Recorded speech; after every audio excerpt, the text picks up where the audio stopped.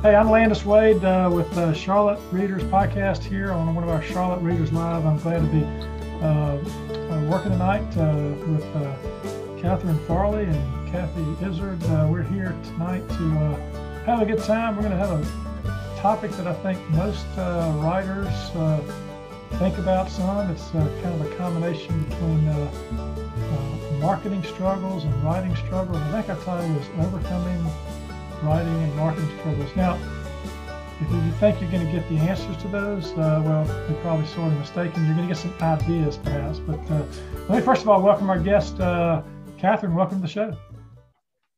Thank you, Landis. Great to join y'all tonight. Yeah, Kathy, welcome. Thanks, Landis. Good to see you again. We're all here in Charlotte. Yeah. We're all here. We're live on Facebook, whatever. Hey, listen. For those who don't know much about you, just let's do a little introduction here. Tell our I would say listeners, because that's what we do on the podcast, but I'm going to say viewers tonight.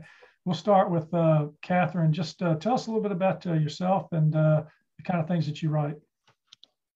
Well, I have written a little bit of two different genres. I've written a couple of children's books, actually three, an Explore with Mimi series that I joined with my children to do. Kind of a fun story behind that we've talked about before on the podcast at Charlotte Readers. And most recently, I've released a new devotional called Desert to Dawn. So I've kind of covered adults and children at this point, and it's been an exciting transition. I've learned a lot. Yeah, we're going to be talking about your most recent book tonight, Desert to Dawn. Kathy, you've written a few books. Tell us a little bit about your writing. Yeah, thanks. I guess writing for me is maybe like a third or fourth chapter in my life. I was a graphic designer, advertising for about 20 years in Charlotte. Then I worked in nonprofit. My first book took me about 10 years to write because I wasn't really sure I was going to be a writer. I called myself an accidental author, but there was a story that I wanted to tell about my nonprofit work. So that was my first book. And I realized I love writing. And so like Catherine, I have done adult and children's. My first book was The 100-Story Home. I took that and made it a children's book.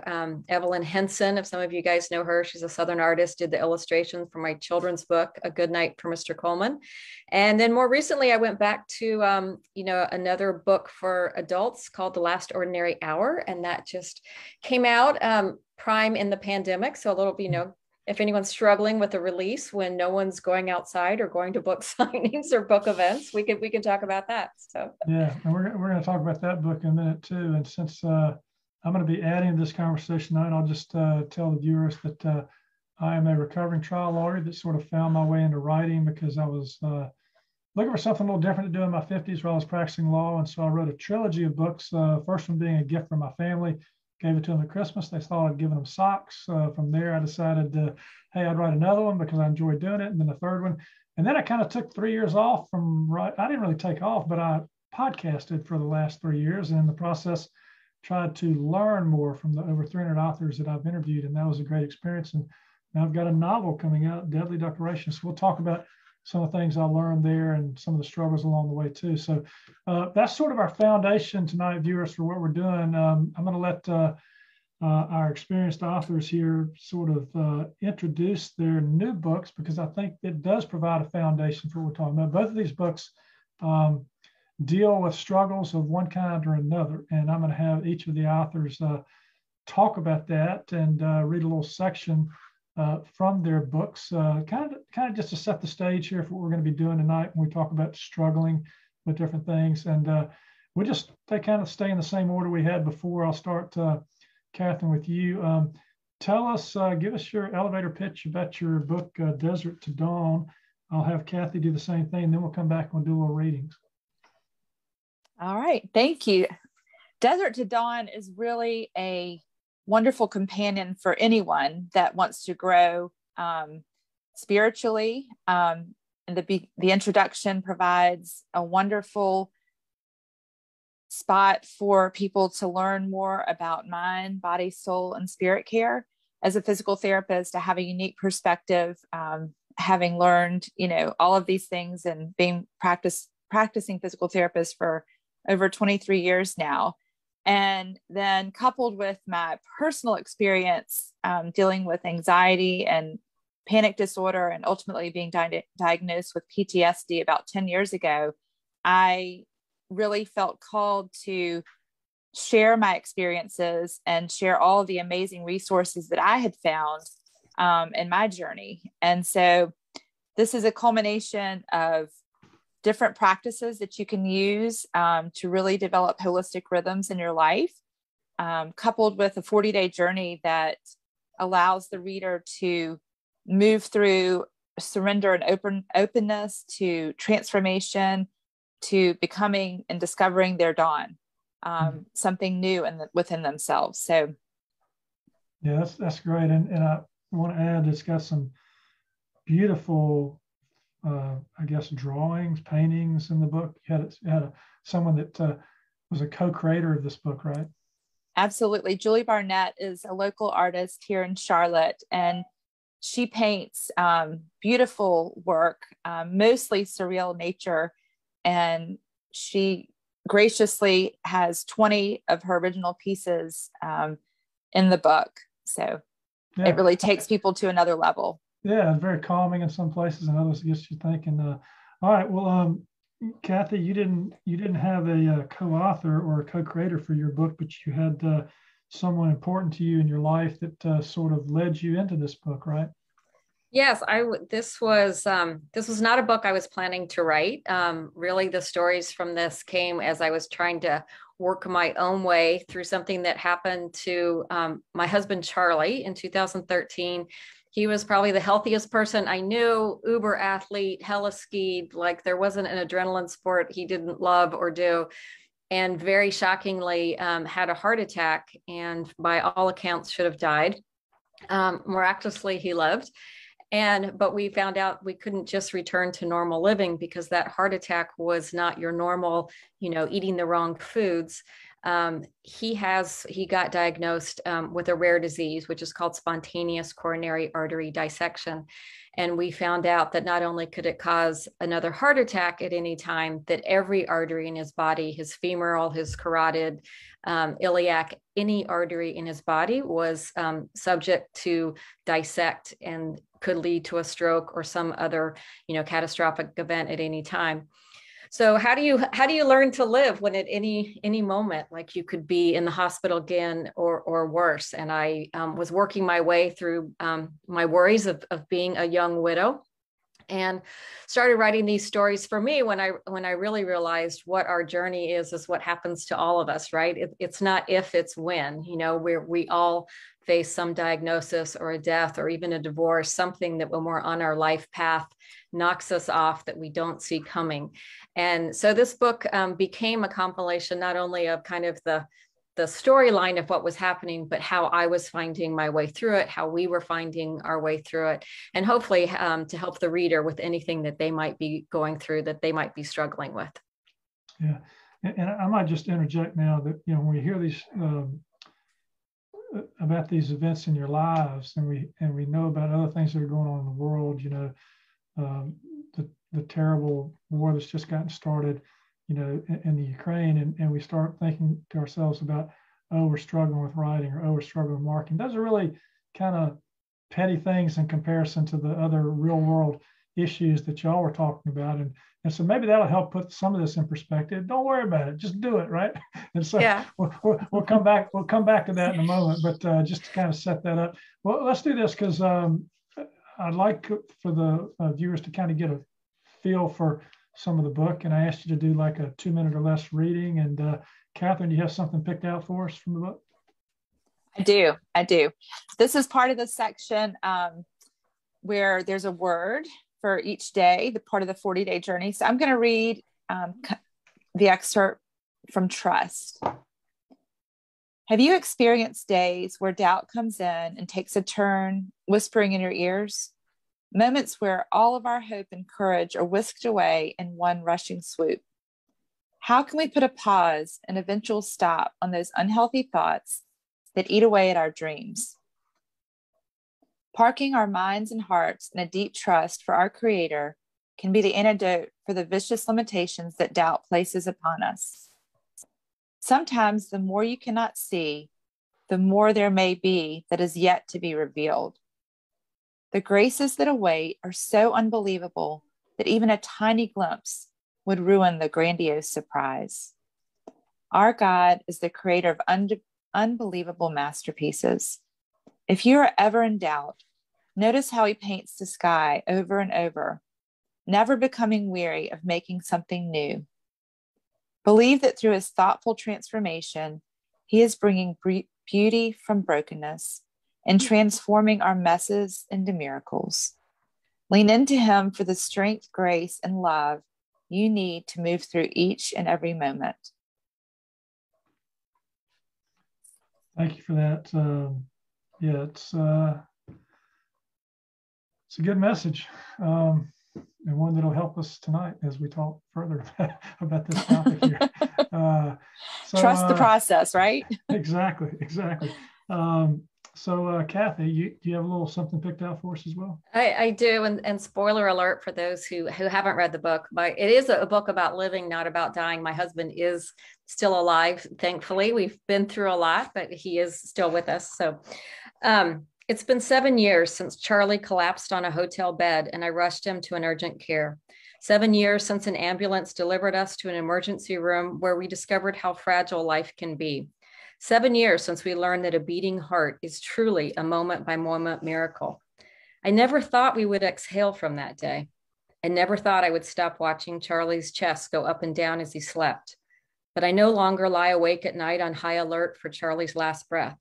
I go to sleep each evening, whispering a resounding prayer of thanks for another day, hundreds of days and counting, since I first believed it was Charlie's last. There's still both shock and wonder at what happened to us. The cardiac crash that ended all complacency in living, the everyday terror of fragile arteries that plagued us for years, the certainty that miracles occurred at least 3 times over to allow Charlie to live. All of that was part of the transformative process to let go of dying, to begin living. I wasted so many days asking the unanswerable question, what if Charlie dies? Mired in the fear of the unfathomable, I exhausted all energy and all possibility for the real question we both should have been asking. What if Charlie lives? While death is certain, life is the open-ended question. We have no assurance as to how long we will live, but we absolutely receive the choice of how we spend our time. At our highest and best use, we can choose to spend each moment of each day in each year with people we love in pursuits we hope might transform our human experience. It's our choice whether we decide to live small and tight and governed by fear, or open and joyously grounded in full receipt of the gift that we are present together today. Yeah, both those messages. I mean, we got this theme. I think I picked this title, struggling with these writing and marketing issues. But when you think about what you said there, it's not so much a struggle as it is sort of just grabbing a hold of the situation and living it. I mean, that's what you're both talking about here, right?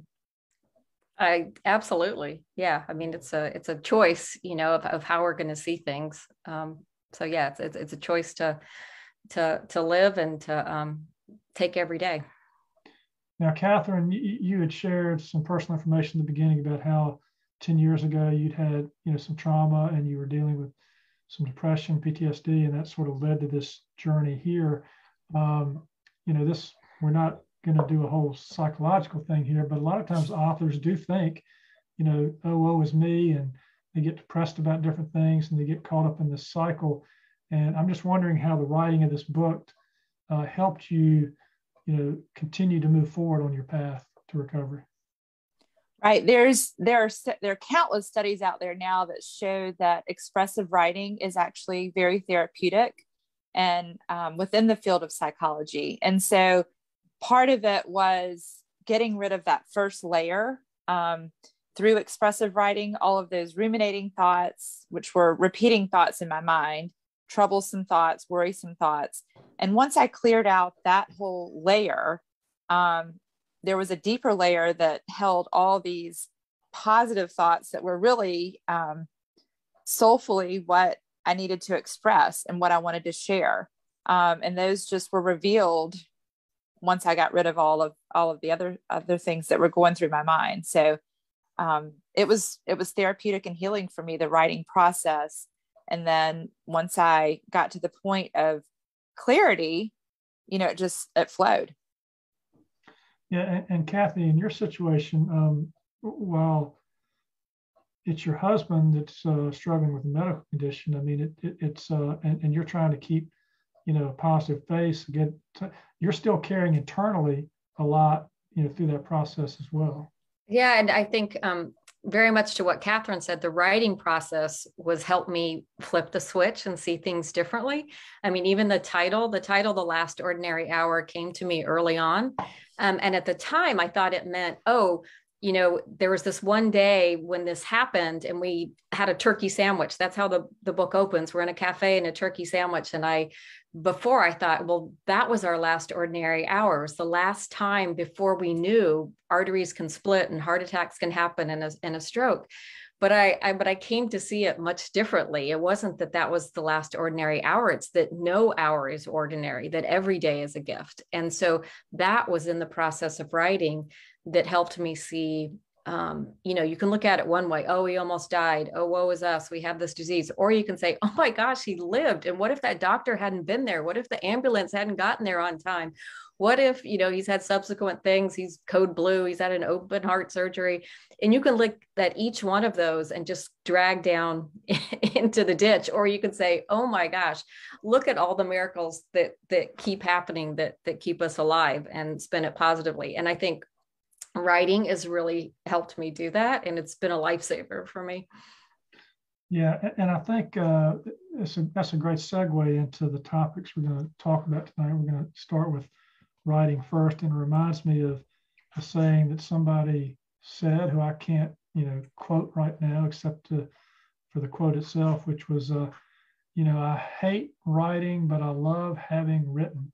And I think a lot of writers, think about that. But I also enjoy the process of writing. So sometimes it depends on. We're going to talk about struggles in writing. Some struggles I guess can be technical struggles. Some struggles can be, I don't know what to write today, and I've got to sit down and I get pressure because I'm not putting words on the page. But I was listening to this author on a podcast today, and he said, I don't believe in writer's block. He says, have you ever heard of a plumber who you called up and he says, I'm sorry, I got plumber's block today. I can't fix no, you're a writer. Just sit down and write. But anyway, with that segue, let's start in, because there are certain struggles that exist out there. We're not going to hit all of them. We're going to touch on a few. I think, Catherine, you came up with the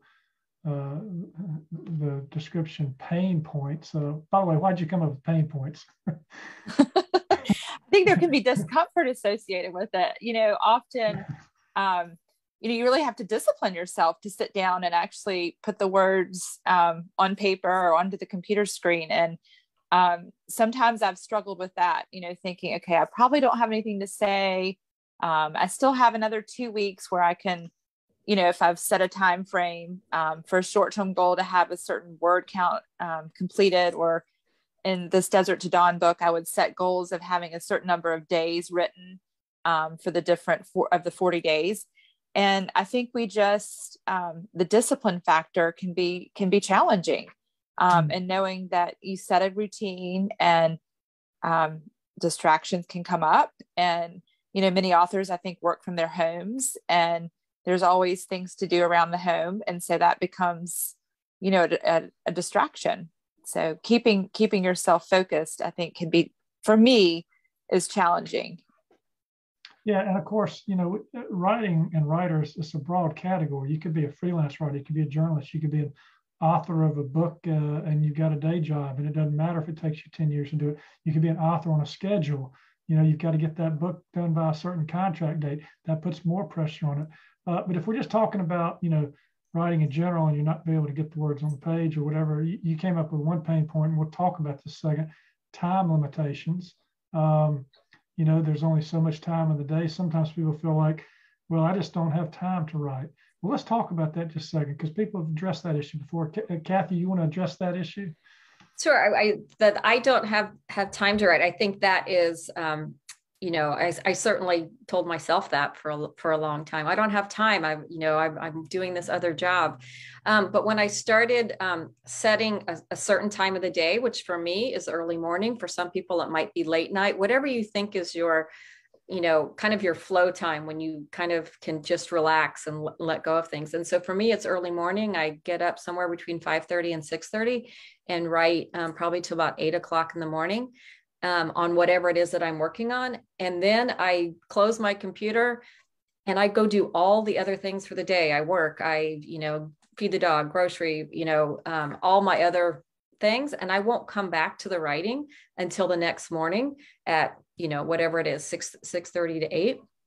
And really you can get in that amount of time, you can get about 1,000 words, 1,500 words, good morning, 2,000 words. You put that together even for 30 days. If you do, 1,500 to 2,000 words a day, you've pretty much got a full length manuscript. It may not be a good one. You may need to come back and do a whole lot of editing. But if you set a time and really stick with that, it's amazing. Not only what you can produce, but also the muscle memory of like, oh, it's write time, it's go time. Like this is the time to write. And then I spend the rest of the day like jotting notes of, oh, I'm going to do that. And I start to get excited, not only to wake up, but it's like, oh, I get to pick up where I left off. So I think having a really, and you don't have to do that every morning. You could do it 3 days a week. You could do it Saturdays and Sundays only, whatever it is that works for you. So, yeah. And I think that the one thing to be careful about, which can lead to struggles, perhaps, at least internal struggles, is that you set this kind of like a New Year's resolution. You set this plan in action, and then when you don't meet it for 2 or 3 days in a row, you start getting down on yourself. Exactly. That kind of thing. So it's one of those things that maybe you don't need to sometimes set too much of a regimented schedule, but just to let the words flow. Now, Catherine, do you have a writing routine? Is that what you do? Do you put that pressure on yourself to make sure that every day at a certain time you're writing? Like Kathy, I'm also a morning person and enjoy like a certain space that I have in the house too, that it just seems to be my creative chair. And often I'll grab a clipboard, and I prefer to write using, paper and pencil. I'm not as much a keyboard person. I really enjoy, the actual pen and paper, and then I'll transfer it over later on, which I know seems like a timely thing, but for me, the actual holding of the pen is therapeutic. So often I'll do that morning time, and we'll do some inspired reading before I do the writing. And that seems to, surrounding whatever topic I'm writing about, if I'm working on a project, and that seems to really focus me in.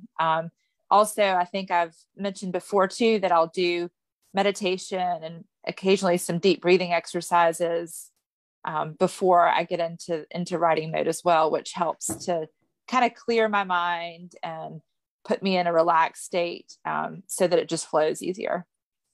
Yeah. And so go ahead, Kathy. Yeah. Well, what we're talking about is finding what works for you. I know a woman who wrote her book on the notes of her phone while she commuted in DC back and forth. She typed the whole thing on her phone in notes. Like, my thumbs are not that good, but she did. So like, yay. Leslie Houghton, another Charlotte author, she dictates all of her books, right? So you really just have to find what works for you. Try something. And the New Year's resolution, I just want to say on that, I think it's always good. And I pick a word of the year instead of a resolution. Like I just have the word that I want for the year, because you can't fail a word. Like if your word is to,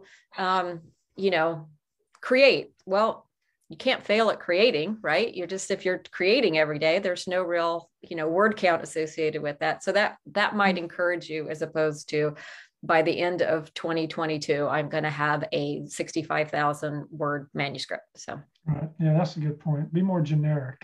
Yes. Follow the gods, Yeah. as you do this thing. Well, I wanted to drop in before we jump to the next writing struggle here, the fact that in this month's North Carolina Writers Network magazine, they have it digitally and in print.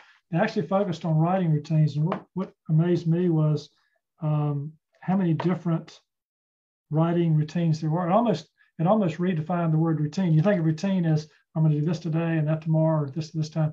Well, that's not what this is all about. I mean, as Kathy, you just said, people find different things that work for them. And I've got a little piece in here they talk about, and I just come right out and admit it. I am not an everyday writer.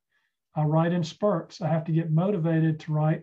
But if I do get motivated and I get attached to something, I might write 30,000 words in 2 weeks, Yeah. So, it's just all what works for you. And I think sometimes if we put too much pressure on ourselves to go to a craft class and somebody tells you, you must write every day.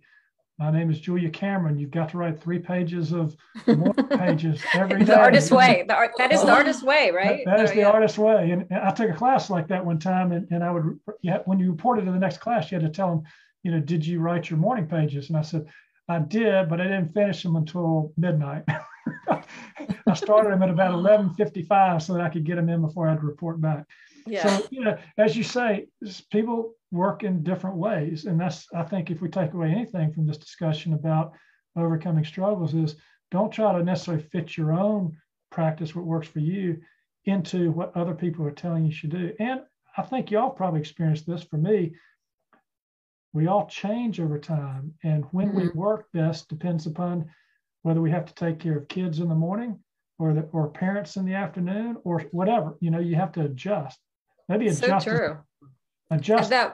My late night, I used to be a night owl, and boy, I could get so much done between like 11:30 and 1:30 in the morning. I couldn't do that on a bet now. Like I flipped it all to early mornings. So, All right. Well, let's talk about another one. You hinted at it, Catherine. You talked about deep breathing and reading something before you started. That is, people find themselves in a state where they just don't feel creative that day. They don't feel like but they feel like they got to write. So let's talk about that. And maybe this is the time to talk about writing spaces. I feel like if you can find a space that you're comfortable writing in, it could be a coffee shop. That might be your best spot. Catherine's already offered a couple of thoughts on that. Kathy, what are your thoughts about finding your space? I definitely have. I have a space. I've created like a space in my home. It's the same chair. I go to the same chair in the same room. I have my big mug of tea. I light a candle. I keep the lights low to no light. I mean, I definitely have a process around it. And I guess the other thing I would say, when I'm not feeling creative, I certainly then I read. So I think getting. And I heard Catherine say that too, that she, might get inspired by someone else's reading. I've started to paint and draw. That's been a challenge to myself because I have a 2030 goal that someday I'm going to write and illustrate my own book. So I have to work on. And so I found doing a completely different medium in painting, being creative, and words coming to me there. So you might, if you're completely blocked, maybe starting, a different creative mode. If the space isn't working for you, if the time isn't working for you, try something else to be creative. Yeah. And I think, Kathy, you mentioned something about if you do recognize that you're anxious, you do some things there as well. In fact, you even said it might even be a sign that there's creativity about to happen. Absolutely. I'm a big proponent of movement. Sometimes you'll go for a walk or go for a run, or I enjoy swimming as well. And, the things that come to your mind while you're moving or exercising can also be really helpful. If you just oftentimes I'll come in from a run. I don't usually run with any kind of earphones or anything on, and I'll come in and immediately just jot things down on a piece of paper so that I can save them for work that I may be working on, or, a project later on. So oftentimes I think just that movement, the physical, part of that, the physical activity really helps to spur the creativity as well. And let me just drop something in here about creativity. So, if anyone has had a hard charging job out there, or you're a type A personality, and I will confess to being part of that, situation, you want everything to go just so. You got a list, you got things you want to check off. Sometimes creativity doesn't always work that way. And I would just say, don't worry about it, because my current novel, I was sort of podcasting. I had this idea. I was writing a little bit, but I couldn't get excited about it. And then I interviewed somebody on my podcast about something that happened in Charlotte, North Carolina in 1775. He'd written a nonfiction book about it. I said, hey, Scott, you going to write the novel? He said, no, you write it. And it was like, that's it. That's what I've been wanting to write on. So I took off, and, it took several years before that idea came to me. So maybe there's a word here. Actually, the word appears in your book, Catherine. It's called patience, Yes. Yeah. Maybe a little patience might work in this situation. So I'll throw that out, and we'll move to the next pain point, overthinking, and this might be part of that, or over editing. That was another thing. Let's just toss that out. Maybe Kathy, we'll start with you on this idea of overthinking a project, or I don't know. I think over editing may be better than under editing, but we'll throw it out there anyway. Yeah. So one thing I do is, and there were 18 versions of The Last Ordinary Hour. I number my, and there has to be a big shift in it for me to renumber it and start it. So that was 18, definite directions of that. And one thing I do in between drafts is I print it all out and I read it aloud to myself and circle things. If I'm getting bored reading it, certainly the reader is going to get bored reading it. And then I keep a pretty small group of, like, I don't really let anyone read it until I'm pretty darn sure that I'm really, really happy with it. And I think because I have such a strong inner critic that's talking to me all the time saying, who's going to read that? Why are you writing this? Why are you wasting time on this book? No one is ever going to read this book. So to me, that is my biggest struggle, is I'll be in a project and I will self-sabotage and talk myself out of, letting anyone ever see it. So, all right. So what do you do to, that's a struggle. So what do you do to get beyond that struggle? I part of it is reading it aloud. Right. And if I'm not cringing at reading it and I start to think, I don't know, I kind of like that sentence. And I think, the 100-Story Home gave me some confidence, because I thought that throughout the entire project of that book. I thought, why am I wasting my time doing this? No one is ever going to read this book. And then it turns out that, it's connected me to in so many unbelievable ways. And I'm so grateful that I've spent that 10 years fighting through writing that book. And so that's what kept me going on this one. It only took me 3 years to write this book. And I kept thinking, who knows who I'm going to meet? Who knows who's going to read this? Who knows who is also dealing with a rare disease or some struggle or some, and, I want to meet those readers, and that's what's happened each time. And so I think that will continue to let me keep going. But I think it's, especially on your first book, it's really, really easy. But I guess if I could say anything, everyone thinks, who's going to read this? Why am I bothering? I think that inner critic can be really, really strong on everyone, every writer. But in part, you wrote this book for yourself too, Kathy, right? I actually, Danny Shapiro talks about writing for an audience of one. Yeah. I was definitely my audience of one for each of them. So, and hoped that there was 10 more like me who might want to read it. So I don't know. I always say write for love, not money, right? If you're writing to put your kids through college, then you probably should get a different hobby. But it doesn't matter whether you say you want to write for money, you're still going to be writing for love. So just accept it, right? It's true. Write for love. Yeah. So Catherine, how what are your suggestions on this overthinking, over editing, over analyzing this whole process while you're writing? Well, I think each of our stories are just an amazing place for people to connect, right? I think that depending upon what you're writing about, there's always somebody that will have a connection point with your story. And to Kathy's point earlier, I think once you've written one or two things, or even if you're writing, a blog or Instagram post, when people connect with you and respond, you kind of follow those leads, and you can follow kind of what people are interested in learning. And that can kind of further your inspiration as to what you are writing, coursing your writing surrounding. So for me, enjoyed having a small community of people that I would share some of the writing with. And that helped me to build some confidence and kind of fine tune the talking points or writing points, I should say, that I was including in the writing, because it was resonating with different readers, in that smaller group of people that would read it. So, yeah, I think that's a great point. You talked about community. I would suggest anybody that's, local, regional to Charlotte, join the Charlotte Writers Club, join Charlotte Center for Literary Arts, make yourself active in the Charlotte Mecklenburg Library, join the North Carolina Writers Network, get involved, because if you do, you're going to meet other writers and you're going to meet like-minded people who have done some things perhaps that you hadn't done that'll share some tips and thoughts with you. And then you can do some support for others that are coming along where you've done something, you can help them out. I'd like to add, before we finish up this section, a pain point that there wasn't on our list originally, and that is what happens when you're in between projects.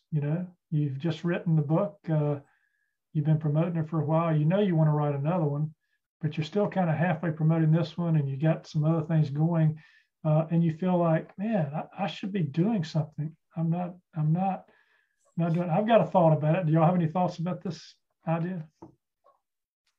Yeah, I think that. Go ahead. Go ahead, Catherine. I feel like I am in that space a little bit right now, even just having released a book, a little over a month ago. I have had people ask me, well, what are you working on now? And it kind of stirs within you this bit of pressure. And you're like, oh my goodness, I'm really not even sure. You to buy my book is what I'm working on. Exactly. Yeah. I'm working on marketing. It's a struggle. Yes. It's the ebbs and flows of, the many hats that we wear as authors. But I really, for me, I'm inspired in different places. And so, I just am always jotting down little notes when I'm reading other work of other authors. And when I go places, if I read something that's inspiring, or if I notice something in nature that really inspires me, I'll jot it down into a notebook. And, occasionally I'll kind of look back over that notebook and see if there's a theme that's arising, and, maybe try doing some writing from that. But I really, the inspiration really has to resonate deeply with me to turn it into a project. And the other thing, I think we can enjoy writing, just for ourselves or for others, or sometimes I'll even enjoy, some letter writing, and really incorporating some thoughtful things into letters. So you're still writing, but you're just using it in different forms. And I think that can just be a nice way to express as an author. How about you, Kathy? Yeah. I love taking writing classes. So even I take fiction classes, even though I write nonfiction. I've started teaching writing workshops. I love that. I love, I teach both online and in-person writing workshops. I got certified as a book coach recently. And so I've been, book coaching people because it's fun. Once you've worked through all these pain points and figured out how to write and publish and market, to me, it's really fun to help other authors, put their words in the world. So I've been doing that. But I would say the best thing I love to do is to take classes and then maybe write, a short form piece, an essay, maybe submit it to a magazine, because a book is a very long runway, not only to finish, but then to put it in the world. And so you can get a quick win to, write an essay and, see it published somewhere, or write something for your blog that, it's in the world without waiting for the very long, arduous process of a manuscript and a publication. So I know, and I've had some advanced readers who've read my book before it's even come out who are saying that, now, when is the next book coming out? I'm like, look, I got to get this one out first. It's going to be in this, right? Because I'm writing a series, right? And they want to see what happens which is nice that they want to see where these. That's good. That's good feedback that they want to know what happens next. Yeah. Yeah, know what happens next. All right, so I would add to this discussion that my solution to this is I call this my cogitating stage between big books, and I try to do the same things y'all are doing, which is I'll work on my podcast, or I'll write a smaller piece, or I'll just write for the sake of writing. I woke up the other night and something had happened and I was like, that shouldn't happen. And I couldn't figure out why I woke up, but I was down about something related to this project, the one that's coming out, marketing wise. We'll talk about that marketing in a second. But I found an old piece on the internet. Y'all can go read it. It's Johnny Truant wrote it. I wrote a blog post for next month. Now, whether I'll post it or not, we'll see.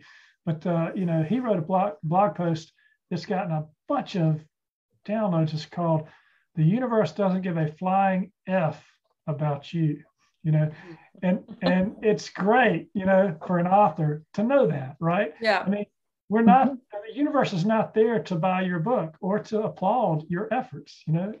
There are too many other things going on in the universe to care about you, you lowly little writer, you. So anyway, I thought, okay, I'm going to get up and talk about that to myself for about, 2,500 words. And it helped, went back to bed, woke up. So there you go.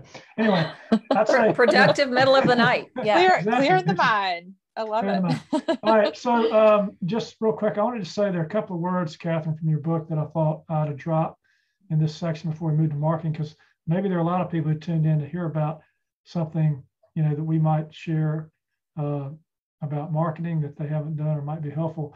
But you used words like, for your heading chapters, like courage. And, I'm thinking courage to put the words on the page, trust in your process. Gratitude, grateful for being able to write, patience, we mentioned that word already. But here too, perseverance and discipline. Now, these are all coming from your chapter headings, but they fit perfectly into this discussion tonight.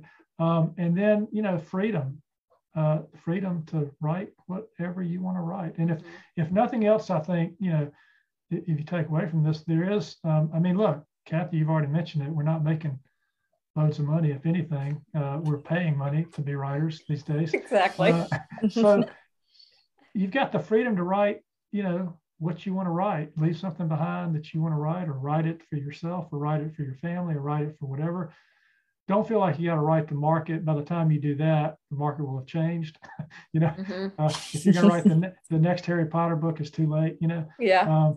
So, all right, we're going to segue now to marketing, because that is where I hear from authors most of the time that they really struggle. And one thing that I'm kind of tired of hearing from authors when I hear it is, I'm a writer. I'm not really a marketer. I just don't like that very much.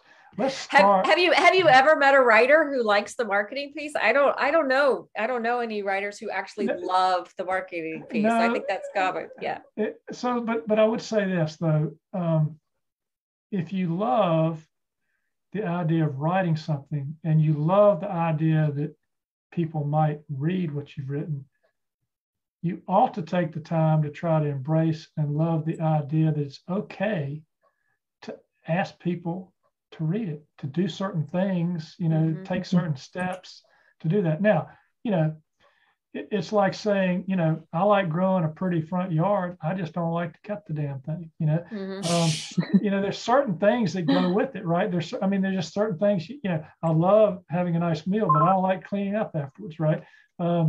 So isn't this part of the cleaning after part? You've written this nice book and now you got to get it out there and promote it. So it's kind of, and this was one of the first pain points that was mentioned, sort of the fear of the me focus. I believe those were the words you used, Catherine, or the self-promotion awkwardness of doing. Let's start there and talk. We can all admit it, right? Sometimes, yeah. I'll tell a quick story.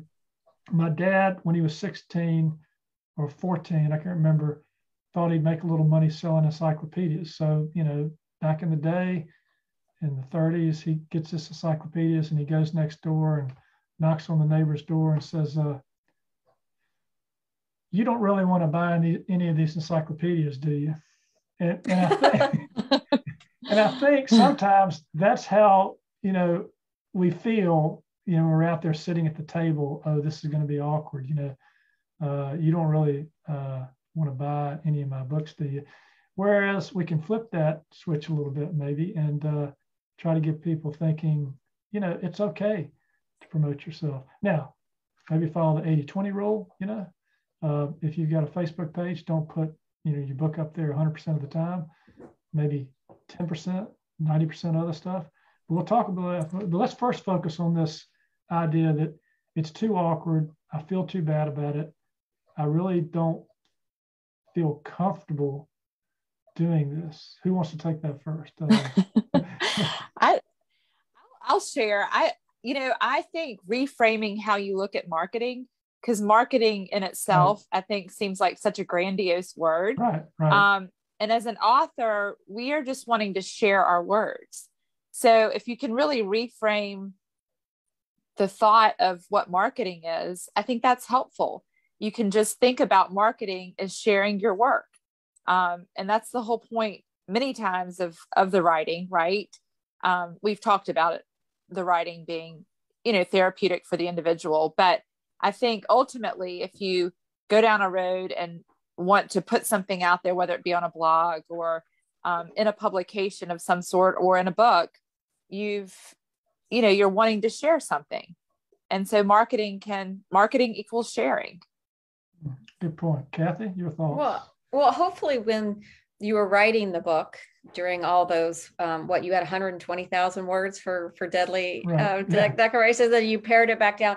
Somewhere in those 120,000 words that you were writing, you thought about who might actually like this book. I mean, when I was writing, I thought about, well, who is my ideal reader? Who am I writing this for? Right. And so recognizing that yes, not everyone is going to like your book. I mean, my friends who like sci-fi and romantic fiction, they're not going to like my books, and I need to be okay with that. And what I'm looking for are, I particularly feel like I write for women in a certain stage of life who are seeking more in their life. And how do I meet those women? How do I put the book? And then it's they're grateful that they found the type of reading that they're looking for. And so I think that's what we always have to think of. You don't go to Comic-Con with, with a certain type of book, right? So you have to, put yourself in the marketing spaces. So you're finding the readers that you actually wrote for. And yeah, your great Aunt Martha, who loves historical romance, might not like your book, but that's okay. That doesn't mean you wrote a bad book. You just didn't write the book for her. So that's a great point. I think sometimes, we authors lose sight of that, particularly with our first books, because you invest so much time in it. You think, well, all my friends are going to want to read this. All my relatives are going to want to read this. No, I mean, they're really not. Yeah. And it doesn't mean your baby's ugly. It just means it's not the right room. Yeah. And when publicists or publishers ask somebody who's written the book, who's your book for? And they say, well, it's for everyone. They go, oh my God, this person, we got to get them some help. I mean, because you got to find your avatar, you got to find your reader. Well, my Deadly Decorations is set in a retirement community. 20-year-olds might not care about that. They're a long way from retirement, right? But for people over 50, it might be kind of interesting to check out, what happens in a retirement community, because you're not far away. So those are the kind of things you try to find your reader. I think also one of the things that maybe needs I like your word reframing, Catherine, because there's a difference, I think, in marketing and selling. And I've heard this talked about before, and I've talked about it in a course that I taught. Selling a book is different than marketing yourself as an author. And too often authors confuse the two. Most often when they're the first-time author, they got their first book out there because that's all they're selling is that one book. They might even create a web page and it's all about that book because they're not looking beyond the broader picture. Marketing is more about awareness. And as part of marketing, it's a good thing to network. We're going back to things we talked about earlier, right? Community, networking. Back to the 80-20 rule. If you spend 80% of your time working with other authors, collaborating with other authors, maybe you write about other authors in a blog, in a newsletter. Maybe you start a podcast and promote other authors that way, or a YouTube channel, do things like this. Well, we're featuring you here on Charlotte Readers. If you do something someday, you might talk about the podcast. You might talk about my book. It all kind of comes around, but it's not in the moment. I think sometimes don't we think, well, it's got to be in the moment for me to spend my time to do. I need to see results. Well, I think that's the difference between transactional and relational. I mean, I think you need to be, as an author, it's not just, I'm going to do this because I can get something out of it for my book. Mm-hmm. You're building the long game of, yes, you need a network of author friends who understand what you're doing, who can help, put your book out there. You also need a pretty big pool of readers and book clubs and places that like the kind of book you write. So then you can continually go back to them when you have second, third, fourth work. So I think some people, some writers too, just spend all their time, 100% of their time with other authors. Well, other authors aren't going to be buying, Right. they can't, we're going to go broke buying each other's books. So, right. Yeah. So you do eventually have to break outside of that and go, and book clubs are a great way. I mean, that's how I got my first book out it wasn't because I was smart. I would have book clubs say, hey, would you come talk to our book club? And I did. I probably talked to 80 book clubs. I would go anywhere and talk to anyone. If they picked my book and, the book club's going to buy, call it anywhere from 6 to 12 copies, sure, I'm going to go talk to them. And then they told other people they told other people, and they tell book clubs about a book that book club is generally the type of book they like to read too. So that's a great way to get your book out. The cost is your time to drive to wherever that book club is. But it's a pretty low cost way to get readers, and readers connect with you as an author and they want to support you and your next work they're interested in. So. Yeah. And Catherine, this is a point I think you raised, this whole idea of collaboration. Speak to your thoughts on that. Yeah, I've enjoyed connecting with women that have like-minded businesses. My latest book, Desert to Dawn, is focused on faith, is kind of the grounding point for it.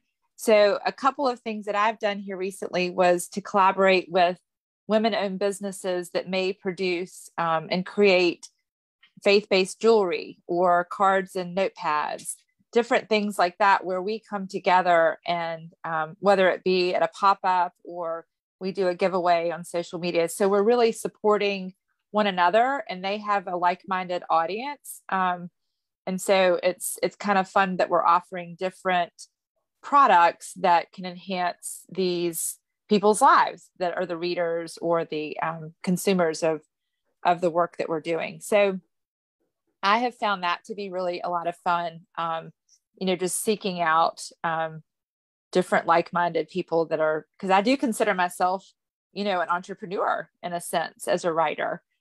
So you can come up with really creative business ideas and collaborate with other small business people.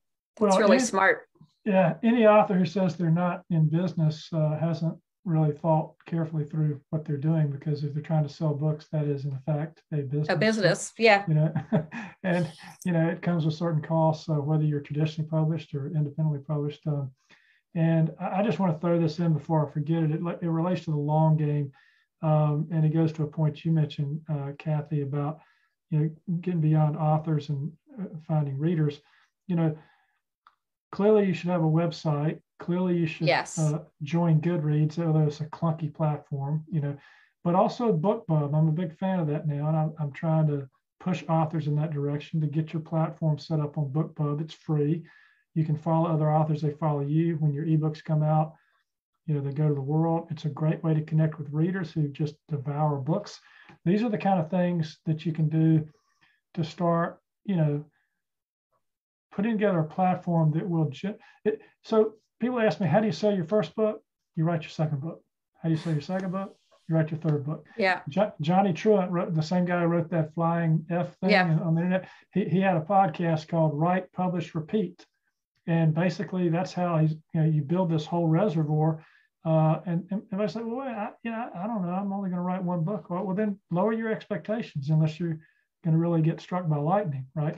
But if you think you're going to try to do this more than just one book, then think about the next book and the next book and the next book, and build up kind of then you got more sitting on your table when they come by. They may not like that book, but hey, I kind of like that book.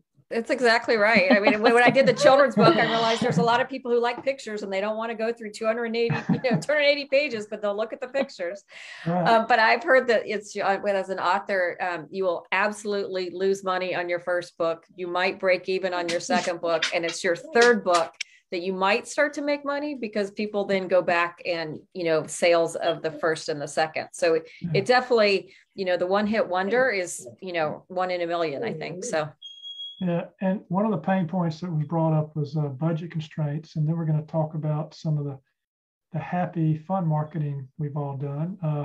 There is a reality here. Not everybody can afford to hire a publicist, right? Mm-hmm. Not everybody can go out and do that. So let's talk about some things that you can do without breaking the bank and what we should be thinking about there. Kathy, you want to start this? Sure. One of the neat ways that I have found to, connect and network is you have different people that are interested in reading the book early, and they will provide endorsements. And so that's kind of an automatic connection point with different people. And then it's part of the give and take of what you can do as, in the author community. And then those authors a lot of times will share, that they've endorsed your book. So that's a unique way to, create a community around your book. A lot of other things, you can do in the marketing and sharing, just relate with, like we've said already, just the topic, and who you can network with that knows, a lot about your topic. With my Desert to Dawn book, I've created a medical community that desires kind of this different perspective of looking at the body and looking at the mind. And so those medical professionals have, been willing to share with clients and that sort of thing. So I think, again, depending upon the topic, and to your points earlier about knowing your avatar, that's where you can really create, some nice relationships with people that, have clients that may benefit from the work that you're doing, or have customers that may benefit from the work that you're doing. So ultimately, I think as authors and creators, we just want to enhance people's lives in some way. That's what reading really does. And so again, finding that reader is just exploring the different ways that your book will connect with people. And I think what you're talking about in part is pulling the themes out of your book and finding out how many different groups out there might resonate with one or more of those themes. I mean, every book has something. I mean, you can take a work of fiction. There's going to be a couple of themes buried in there that might have nothing to do with the surface plot, for example. It might be history. It might be something that involves domestic violence. It could be a number of things that you can go talk to groups about without selling your book directly. But, oh, by the way, I've got this book. And speaking of that kind of thing, Kathy, you've been, and speaking of budgetary kind of issues, you mentioned the book clubs. It doesn't cost you anything. It doesn't. Your time to go to a book club, right? Yeah, and that's really, my first book, the 100-Story Home, I self-published because I couldn't get a contract or whatever. I couldn't get an agent, couldn't get anyone to do that. And so I just started doing, first, write the best book you can, right? Because the number one best marketing is for someone to read your book and be enthralled and hand it to a friend and say, you've got to read this book. Hands down, best thing you can do, make sure that your book is as good as it can be. From there, being willing to go talk to groups. I started with book clubs, and then people would have me come to their Sunday school or their Kiwanis Club or their Rotary Club. And then from there, I did, colleges and universities and philanthropy groups. So you kind of get bigger. Speaking is the number one way to me to sell books, because, I worked my way up until I was speaking to really large audiences, and you have the books there and they've heard you speak. You've given them the cliff notes, and there you are live to sign the book and send them off. So when COVID goes away again, hopefully we'll have live events and speaking again.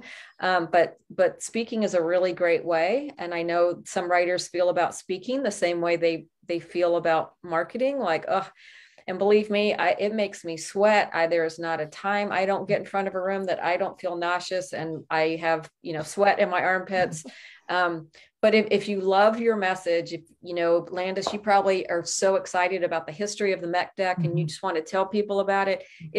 It energizes you to be able to tell people about your book. And it's a really great way. I spoke for free forever at all kinds of places. And now it's another income stream. I get paid to speak at bigger places. So speaking can really augment your writing career. So yeah, I think that's great suggestions. And even for fiction, you can find it, as I said, like with the 100-Story Home, Kathy, you had a particular thing that you could talk about, homelessness and what y'all did to try to eradicate or partially eradicate, or at least put a small dent in, and the things that you did. And people are interested because they're trying to do that in other communities. Exactly. You can pick those things out too of your fiction books and try to go speak. Not as easy, perhaps, as a nonfiction book, but it still exists.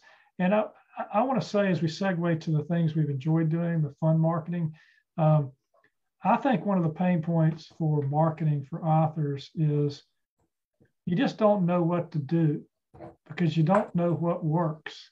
And you're not sure whether you should spend the money because you don't know if it's going to work.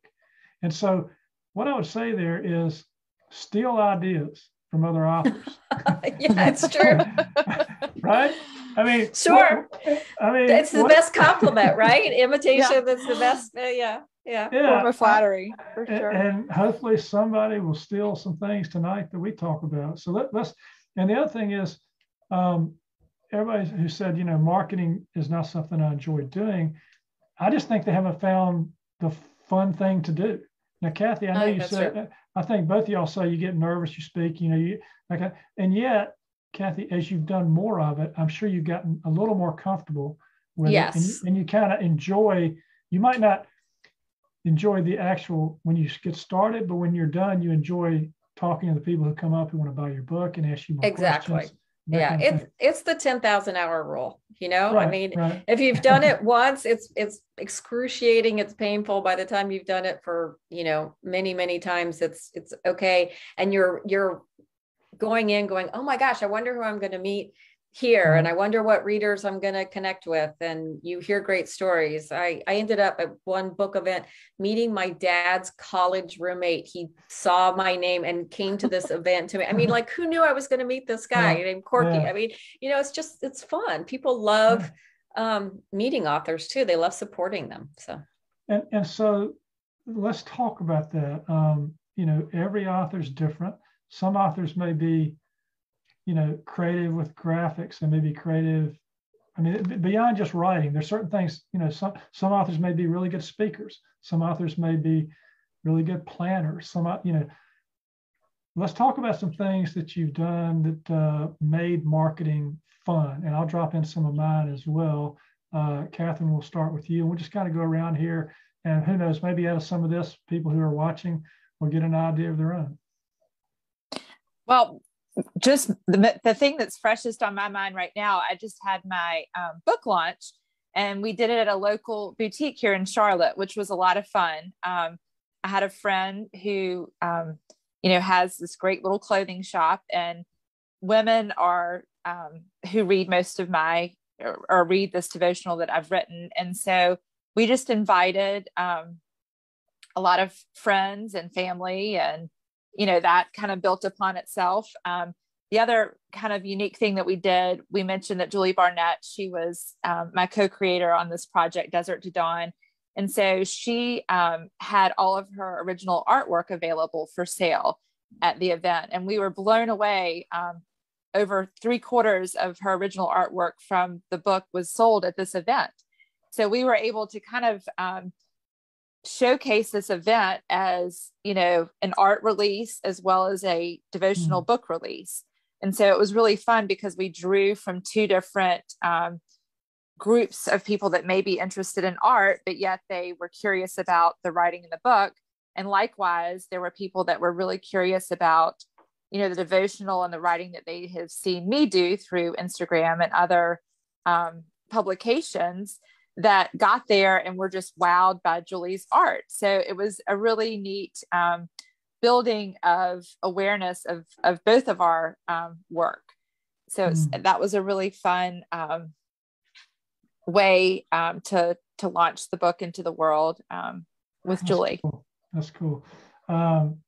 It's kind of like you're doubling the fun. You're putting more creators in a space, and you can bring more people there. Kathy, tell us something that you enjoyed doing that was fun. So two things. I'll talk about each one, both through Instagram. I pick some social media that you like. I have a harder time on Facebook with all the comments and keeping up. So I picked Instagram as the one that I was going to learn and manage myself and post. For the 100-story home, we did an Instagram contest where we let people know that we hid copies of the 100-story home in the little free libraries that were everywhere. So we hid them not only in Charlotte, but we mailed them out to 10 southern cities, Alabama, and other places, and hid the books. And then in the books told people, when you find them, take a picture and send it to us. So we had this whole Instagram of people, in Birmingham, Alabama, holding up the 100-story home copy that they'd found on, in the little free library in Alabama and all around. And then we picked a winner for that. So that made it look like my self-published book was like going all over the place. It cost me the postage and the copy to send to some of these. And that was actually Corey Smith, who has Black Wednesday Marketing. That was her idea, and it was genius. It went all around. And then completely unintended, on the Last Ordinary Hour, a friend of mine took her copy of The Last Ordinary Hour to Austin, Texas with her. She just happened to have it on the plane. She knew that I went to the University of Texas at Austin. So she just went on campus, and with the UT tower in the background, she held up my book and took a picture and sent it to me and said, "Look where I am." And I thought, oh, that's so nice. So I posted it. Well, then people just started doing that, and they started taking my book wherever they were, sending me the picture. I would post it. People would get all excited. And it did two things. One, people started thinking about, oh, when I go on vacation to, someone went to Burkina Faso, someone else went to Uganda. They took my book with them to read and posted it. And people were following to see, where's the book going to go? And it was funny. People thought somehow it merged. They thought I was going on book tour all over the world. And people would say, oh my gosh, you've traveled everywhere. It's like, no, my book has. I haven't gone anywhere. It's COVID. I'm not going anywhere. But it was very fun to see it go out. And that was completely free and very organic. So anyway. That I did the same thing with my first book, The Christmas Heist. I knew all my college football playing buddies weren't going to buy the book, so I mailed it to them, and then they went out in the fields of Illinois and the beaches of Florida, and they did the same thing. They took pictures of themselves with the book. I got one of the guy on a tractor somewhere in the middle of the field, so that's a lot of fun to do. I would so just to add a couple of things here, and I talked about this fact that if you've got a skill set or you want to learn a skill, it might be fun. Let's say that you like playing with video.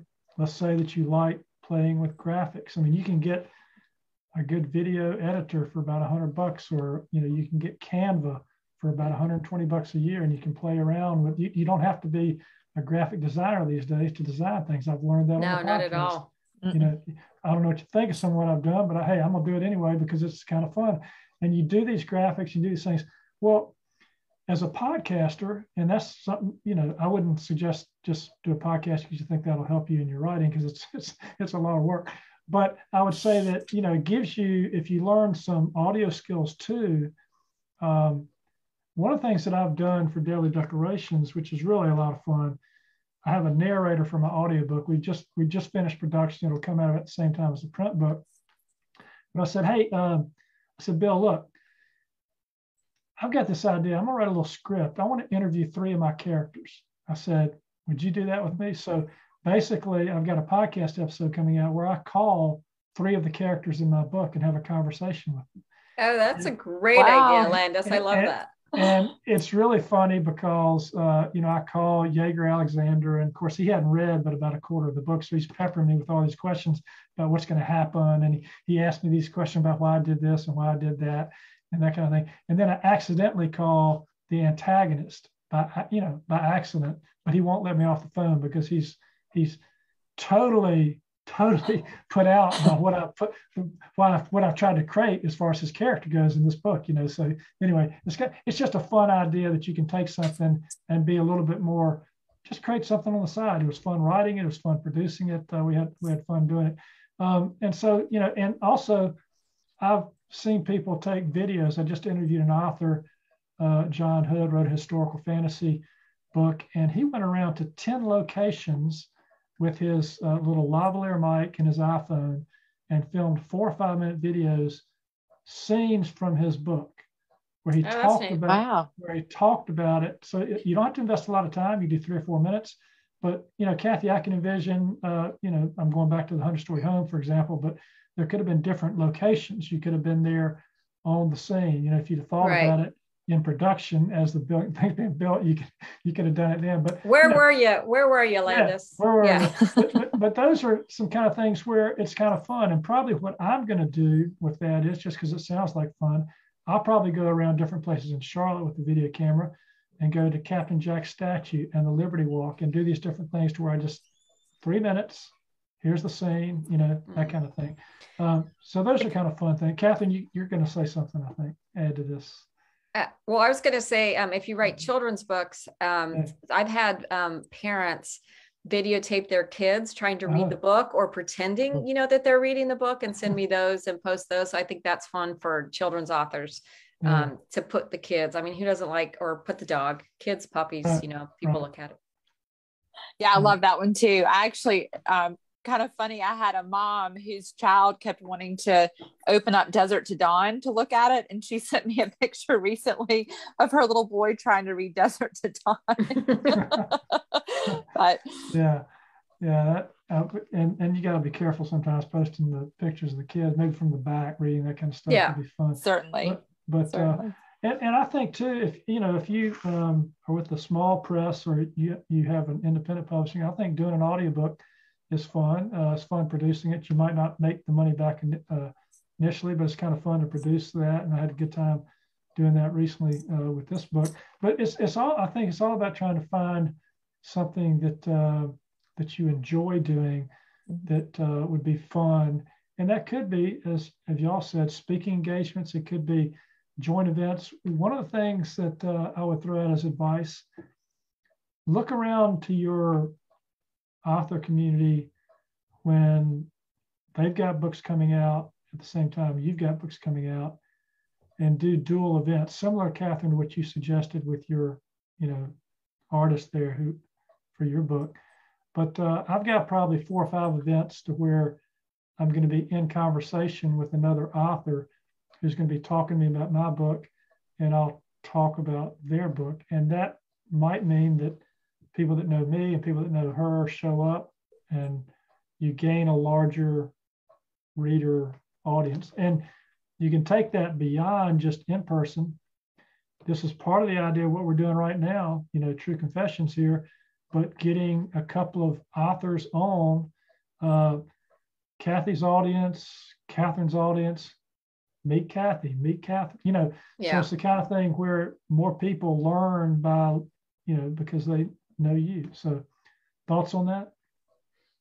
No, I think, the collaboration, the community, writing can be a lonely pursuit, sitting around writing those 85,000 words or whatever it is. So the more that you can share it with people who are doing the same thing and help cross promote their book. I have a friend in Nashville. She's going to come here, and, no one in Charlotte knows her book. So I'm bringing her here, introduce her to, my friends. She had put me on her podcast. So it's a win-win, Yeah. Absolutely. One of the things that I've gotten to do here in the last couple of weeks is I collaborated with an organization called the Ladies Lifestyle Network here in Charlotte, and we provided an experiential event for women. So women came with their yoga mats, and we did meditation and progressive relaxation, and actually did some journaling and talking about expressive writing, which is part of what I cover in the introduction to Desert to Dawn. And it was a really fun event where these women got to actually experience what it's like as part of the introduction to the book. So that was something that was unique that we were able to do from a marketing standpoint. So it's a really smart idea. Yeah, it's all good stuff. Well, I'm already blew past our hour, but I tell you, when you get to talking about these things, that's a good idea. Oh, that's a good idea. We kind of keep going. So we're gonna have to sign off tonight. I want to thank Kathy. Thanks for joining us tonight. Yeah, thanks for having us. Yeah, and Catherine, thanks for being a part of this. Yeah, great time to share with everybody. Yeah, and I'll just share, if anybody's still listening at this point after an hour and 10 minutes or watching, I've got more coming on the podcast. We've got weekly episodes this year, and lots of good stuff, lots of different genres, lots of things happening. So check us out on the Charlotte Rose podcast. And yeah, that's about it for tonight. I think I'm going to push the button. Y'all hang around just a minute when we're done, but we'll say goodbye to the audience. Thanks everybody for tuning in, spending some of your valuable time with us. We really appreciate it. See ya.